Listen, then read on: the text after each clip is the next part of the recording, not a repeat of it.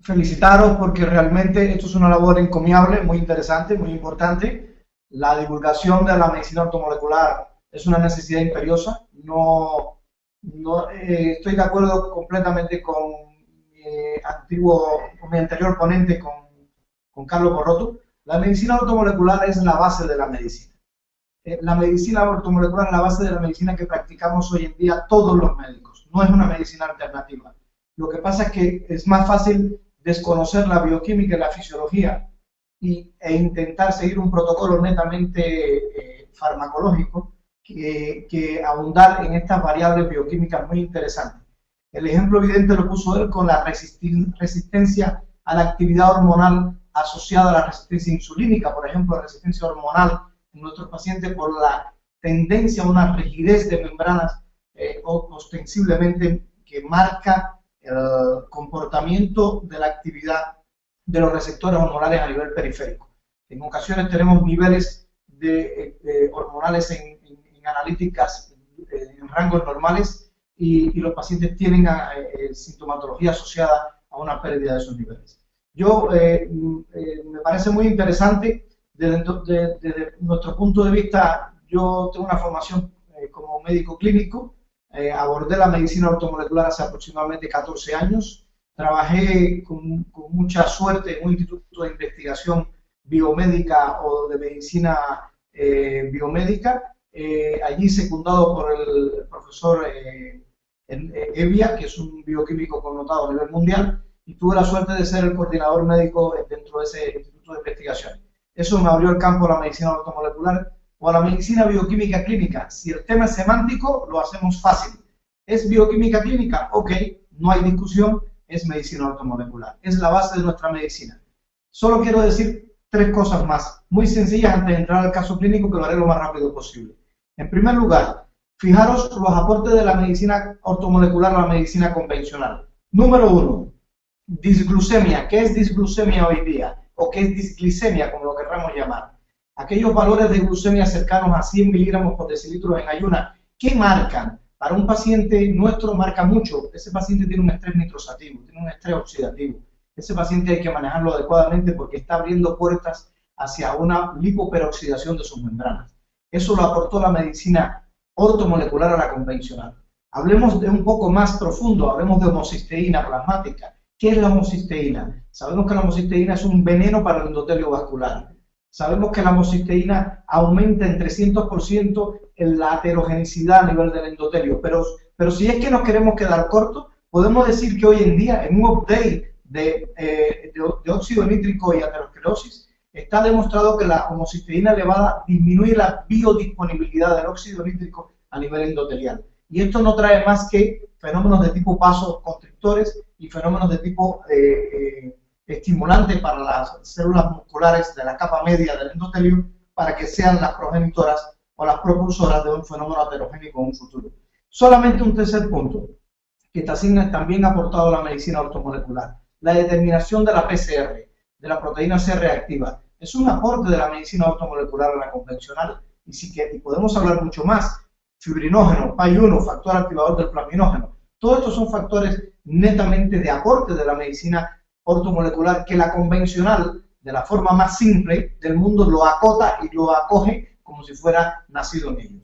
Y no, la verdad es que estaría mucho más tiempo comentándoles estos temas porque además esto es un tema que, como bien les pasa a ustedes, los que entramos en esto y esto nos entra por las venas, es muy difícil salir de ello, porque obtienes una dimensión absolutamente diferente, profunda, connotada de la valoración y de la capacidad de resolución de los cuadros clínicos de nuestros pacientes. Partamos al cuadro clínico que quiero presentarles. Justamente va a referenciar lo que hemos dicho anteriormente. Mujer de 58 años, con cuadro depresivo en los últimos 10 años, usuaria de inhibidores de recaptación de serotonina, con mejoría inicial, como suele pasar habitualmente. Siempre hay una mejoría inicial, en el mejor de los casos, y reajuste de dosis y cambio de fármaco en 4 ocasiones. Aquí ya estamos hablando de medicina ortomolecular. ¿Qué pasa cuando hay que cambiar el fármaco? Cuando el psiquiatra le cambia el fármaco en una y otra ocasión. Lo único que está pasando es que hay sobresaturación de receptores y es un concepto de bioquímica clínica u ortomolecular. Esta señora consulta porque tiene un aumento de peso en tronco superior, abdominal, androide por excelencia, atracones vespertinos y nocturnos, una verdadera big kittens, una fatiga crónica impresionante, libido sexual no existe, insomnio de conciliación e intermedio, dificultad para conciliar el sueño y apenas lo conciliaba, esta señora se despertaba con facilidad.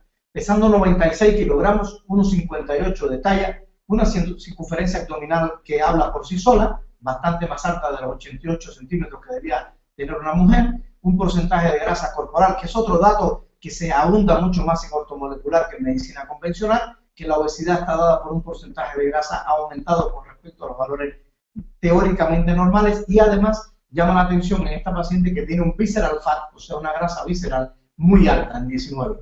Persiste o aún tiene una tensión arterial aceptable, 135/88, y una frecuencia cardíaca 90 latidos por minuto. Le solicitamos estudios de neuroendocrino, insulina basal y poscarga, porque es obvio que esta paciente tiene una resistencia insulínica con una hiperinsulinemia compensadora y posiblemente una alteración del metabolismo hidrocarbonado. Le medimos neurotransmisores en orina y le prescribimos a ojos de buen cuberos rápidamente dieta proteinada, porque la dieta proteinada nos disminuye los niveles de insulina circulante y aumenta los niveles de glucagón. L5-hidroxitriptamina como precursor directo de la serotonina, que es la serotonina está en déficit en el 80% del paciente obeso. Eso es una realidad a nivel mundial. Yo creo que vamos un poquito adelantado, pero bueno, ok, agradezco. L-fenilalanina lo prescribimos por dos cosas fundamentales. Es un precursor directo de la síntesis de dopamina. La dopamina es un neurotransmisor que nos ayuda a sentirnos bien, a proyectarnos, a tener capacidad de disfrute, y que cuando él se convierte adecuadamente en norepinefrina es lo ideal. Situación que no pasa en los autismos, por ejemplo, y esto es un tema muy interesante también que podemos tocar en su momento. El L-fenilalanina no solamente tiene esa acción, sino que es un precursor de la colecistoquinina, del CCK, y la colecistoquinina cierra el esfínter del pírolo y produce una sensación de vaciado más lento, por tanto retiene o disminuye el vaciado, aumentando la capacidad de saciedad gástrica. Esta señora tiene un cuadro importante, sobre todo de pérdida del control de su autonomía, y para intentar limitar ese cuadro utilizamos un gabaminérgico como la L-teanina, 2 cápsulas sobre las 21 horas, post intentar aumentar los niveles de GABA en la noche, neurotransmisor inhibitorio que favorecería la entrada al sueño de esta señora. Melatonina, sin lugar a duda, una herramienta fundamental, sobre todo en estos pacientes, 2 comprimidos media hora antes de acostarse, idealmente por vía sublingual, y la mandamos a tener un control mensual, a ver qué tal, cómo iba la cosa. ¿Podemos pasar a la segunda diapositiva? Sí, gracias. Y ahí vemos que nuevamente los antecedentes clínicos, para que no se nos vayan de la mano, desde el punto de vista clínico, notamos que esta señora clínicamente tenía una obesidad central con una redistribución estrogénica menopáusica de la grasa, condición muy frecuente en la mujer posmenopáusica, o sea, toda la grasa en la zona periférica se va a la zona periabdominal, y con esto evidentemente produce un increciendo importante de la resistencia insulínica y de la resistencia hormonal en forma general. Depresión de larga data, un estrés adrenal importante, yo diría estadio 3-4, una hiperinsulinemia con alteraciones del metabolismo hidrocarbonado o, desde el punto de vista más convencional, una prediabetes. Estos son los exámenes que le pedimos a esta señora, y en realidad podemos pasar a la tercera diapositiva para mostrar un poco los resultados que esperábamos de ella. Bien, los resultados que esperábamos tendré que comentárselos. Si nos permiten ir nuevamente atrás, por favor, Isaac. Gracias.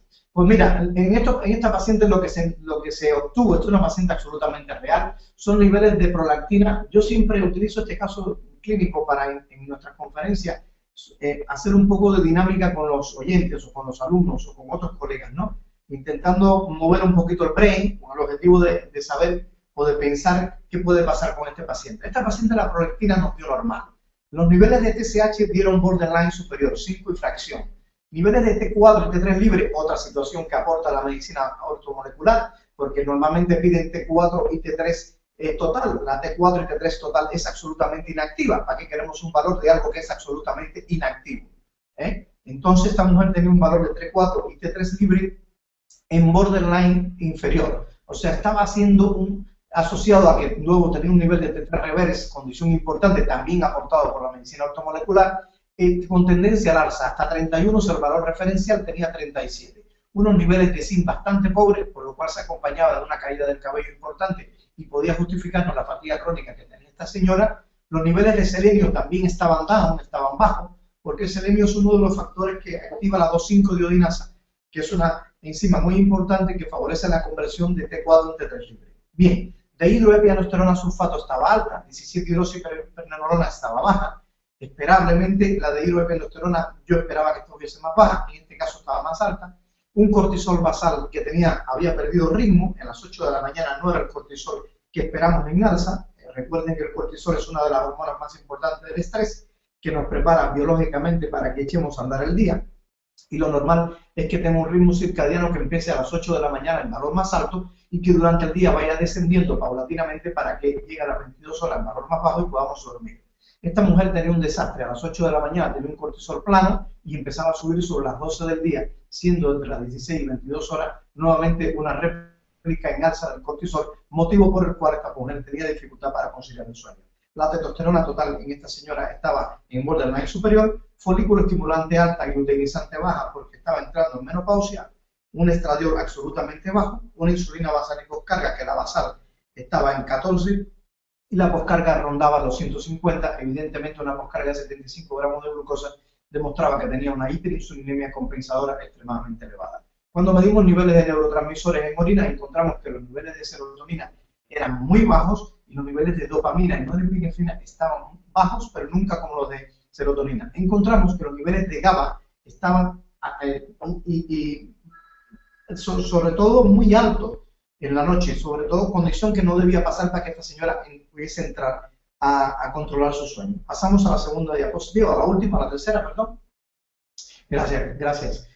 Aquí vimos con estos antecedentes que era necesario hacer un reajuste de la actividad tiroidea de nuestra paciente porque se encontraba con un hipotiroidismo subclínico, condición que también ha aportado a la medicina ortomolecular, y usamos un mega multimineral, un comprimido en el desayuno, aumentamos el aporte de selenio para estimular la 2,5-diodinasa en conjunto con zinc.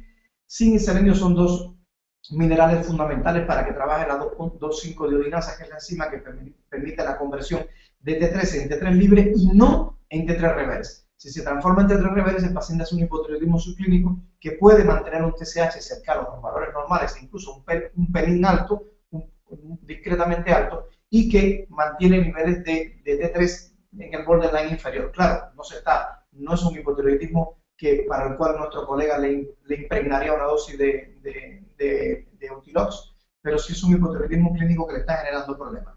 Control de estrés adrenal. El estrés adrenal de esta paciente era muy importante, secundariamente al fenómeno que venía llevando de inestabilidad de neurotransmisores los últimos 10 años. Aportamos 50 miligramos de dihidroepiandrosterona en ayunas de lunes a viernes, con el objetivo de hacer un descanso los fines de semana, y mejoramos la dosis de pregnenolona con el objetivo de potenciar su capacidad cognitiva, que estaba bastante deprimida. Como encontramos un cortisol muy bajo en ayunas, a nivel cercano a las 8 de la mañana en basal, pues aportamos licorice, que es glicirricina, 150 miligramos en desayuno y cena, con el objetivo de estabilizar a grosso modo los niveles del ritmo de cortisol durante el día y que no tuviera tanta inestabilidad desde este punto de vista. Como tercera medida importante, nos trazamos tratar la insulinoresistencia.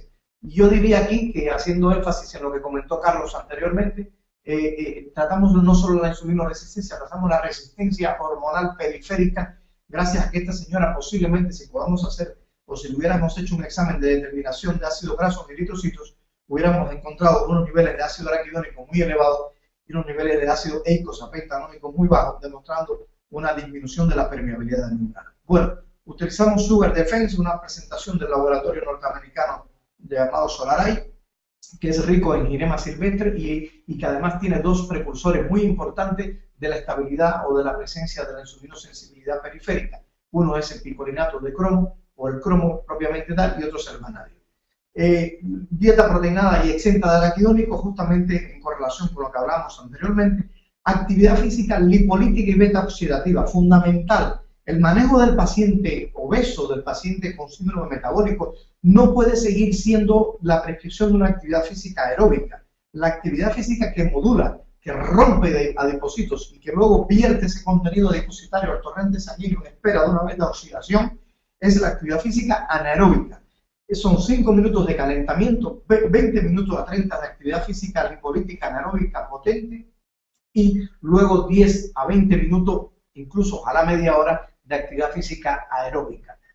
Aportamos omega 3, claro, evidentemente, sin lugar a dudas, creo que es el mejor nutracéutico que se puede usar en medicina ortomolecular a ojos cerrados, literalmente 5 gramos al día de un omega 3 destilado molecularmente, un omega 3 que absolutamente cumple con las normas del International Fish Oil, que nos da mucha seguridad al usarlo. El omega 3, si usas una herramienta, un omega 3 de muy poca capacidad de destilación, podemos usar un verdadero veneno para nuestros pacientes. Hay que saberlo elegir. Y 5 gramos al día lograron activar los PPR, los receptores peroxisomales, para aumentar y estimular la beta oxidación de nuestros pacientes. Además, lo otro que hizo fue disminuir la expresión y la actividad de la actividad lipogénica por excelencia que engendra los niveles altos de insulina. Y sin lugar a dudas, cualquiera de estas cosas hubieran podido ser poco efectivas si no nos dedicamos a optimizar la estabilidad de neurotransmisores. Si a este paciente le hacemos una dieta proteinada, le quitamos los hidratos de carbono de alta carga glucémica, le quitamos los productos azucarados de su alimentación sin estabilizar neurotransmisores, tendremos un paciente por poco tiempo. Tenemos la obligatoriedad, y es otro aporte de la medicina ortomolecular al campo de la convencional, de estabilizar neurotransmisores. L5-hidroxitriptamina, precursor de serotonina, L-fenilalanina, ya descrito como precursor de dopamina y de colexitoquinina, y L-tiamina como precursor de GABA. Melatonina en la noche para seguir mejorando la calidad del sueño REM. Ojo, por favor, melatonina no induce sueño, melatonina favorece la entrada del sueño REM, y sueño REM es importante para que el paciente recupere biológicamente su neurológica. Y claro, en medicina ortomolecular, si yo, dentro del punto de vista clínico, dentro del punto de vista de mi capacidad de anunciarme en algún sitio, siempre digo que hacemos medicina integrativa. Hacemos integración en medicina. Como no dejamos de ser médicos y que en algunos casos, en situaciones extremas, tenemos que usar fármacos en dosis muy bajitas para intentar sacar al paciente de situaciones muy negativas desde el punto de vista de salud, claro que la citamos a la paciente con programación neurolingüística porque había una serie de datos que nos hacían saber que esta paciente clínicamente tenía problemas familiares, problemas de conceptos a los cuales respondía de forma inadecuada. La evolución de esta paciente es excelente, hoy es una fan nuestra desde el punto de vista personal y también amiga nuestra.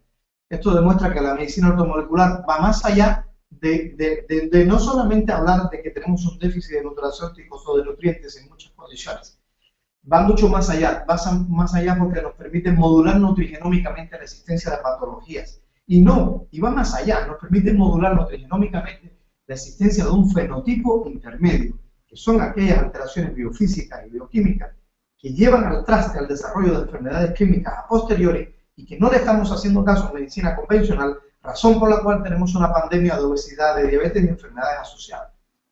Yo creo que en este periodo corto de tiempo he intentado exponerle mi criterio con respecto a la presentación del caso y a lo que podemos abordar. Esto daría tiempo o necesitaríamos tiempo para hablar muchísimo más, porque son cosas muy interesantes y que tenemos que seguir rompiendo paradigmas.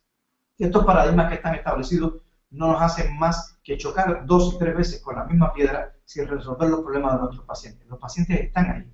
Nosotros tenemos la obligatoriedad de educarlos y tenemos la obligatoriedad de sentarnos frente al campo médico, cualquiera que sea, a demostrarles que ellos hacen medicina ortomolecular sin saberlo, pero que lo que no utilizan son los nutracéuticos como moduladores de las rutas metabólicas para inducir un mayor rendimiento y una mayor recuperación de la flexibilidad metabólica, hormonal y del estado de salud de nuestros pacientes, a merced de no tener que usar fármacos a destajo por el absoluto interés de la industria farmacéutica. Y no hay nadie que sepa más de medicina ortomolecular que la propia industria farmacéutica, porque como lo sabe, de esa manera mantiene bajo cuerdas todo lo que se hace dentro del campo de la medicina, llevándolo a nosotros los médicos como tal si fuéramos caballos con visera, mirando hacia adelante como verdaderos y exclusivos prescriptores de fármacos para inducir el negocio del siglo. Sin lugar a dudas, la industria farmacéutica. Aquí tenemos una puerta real, una puerta objetiva, técnica, científica. Invito a cualquier colega a nivel mundial que cuestione algo de lo que hemos dicho. No porque sepa más yo que nadie. Nada de eso. Esto está escrito de hace mucho tiempo y muchos años. Está refrendado en el PubMed, en el Cochrane, donde muchos de los médicos que nos critican desde el punto de vista convencional jamás lo abren para estudiar. Nosotros sí lo hacemos. Es una necesidad y es un gusto poder hacerlo para mejorar la capacidad de manejo de nuestros pacientes. Muchas gracias a ustedes. Muchas gracias, doctor Cubrías. Pues precisamente estamos... Lo hacemos fácil. ¿Es bioquímica clínica? Ok, no hay discusión, es medicina ortomolecular. Es la base de nuestra medicina. Solo quiero decir 3 cosas más, muy sencillas antes de entrar al caso clínico, que lo haré lo más rápido posible. En primer lugar, fijaros los aportes de la medicina ortomolecular a la medicina convencional. Número 1, disglucemia. ¿Qué es disglucemia hoy día? ¿O qué es disglicemia, como lo querramos llamar? Aquellos valores de glucemia cercanos a 100 miligramos por decilitro en ayuna, ¿qué marcan? Para un paciente nuestro marca mucho. Ese paciente tiene un estrés nitrosativo, tiene un estrés oxidativo. Ese paciente hay que manejarlo adecuadamente porque está abriendo puertas hacia una lipoperoxidación de sus membranas. Eso lo aportó la medicina ortomolecular a la convencional. Hablemos de un poco más profundo, hablemos de homocisteína plasmática. ¿Qué es la homocisteína? Sabemos que la homocisteína es un veneno para el endotelio vascular. Sabemos que la homocisteína aumenta en 300% en la heterogenicidad a nivel del endotelio, pero si es que nos queremos quedar cortos, podemos decir que hoy en día, en un update de óxido nítrico y aterosclerosis, está demostrado que la homocisteína elevada disminuye la biodisponibilidad del óxido nítrico a nivel endotelial. Y esto no trae más que farmacológico que abundar en estas variables bioquímicas muy interesantes. El ejemplo evidente lo puso él con la resistencia a la actividad hormonal asociada a la resistencia insulínica, por ejemplo, la resistencia hormonal en nuestros pacientes por la tendencia a una rigidez de membranas ostensiblemente que marca el comportamiento de la actividad de los receptores hormonales a nivel periférico.